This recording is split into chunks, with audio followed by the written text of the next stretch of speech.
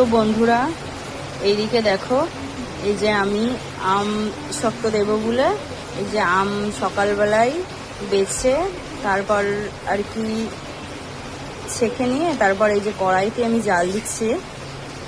আর একদিকে তোমাদের আর একটা জিনিস দেখাচ্ছি। আর এই দিকের অবস্থাটা দেখো,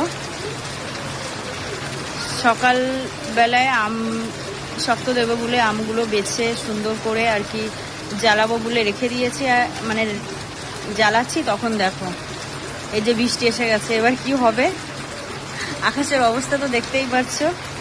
কিছু করার নেই, হঠাৎ করে এরকম মেঘ হয়ে আর কি বৃষ্টি চলে এসছে। দেখো কি অবস্থা চারিদিকে। যাই হোক, এখন কি করা যাবে, কিছু আর করার নেই। জানি না আমি এটা নষ্ট হয়ে যাবে কিনা, জ্বালিয়ে রেখে দেবো, ঠান্ডা করে ফ্রিজেই রেখে দেবো।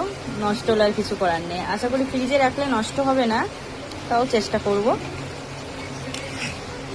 এত আশা করে আজকে আম শক্ত দেবে বলে আমটাম আর কি বেছে রেখে দিয়েছি, জ্বালাচ্ছি, তখন আর কি বৃষ্টিটা চলে এসছে, হঠাৎ করে মেঘ হয়ে চলে এসছে।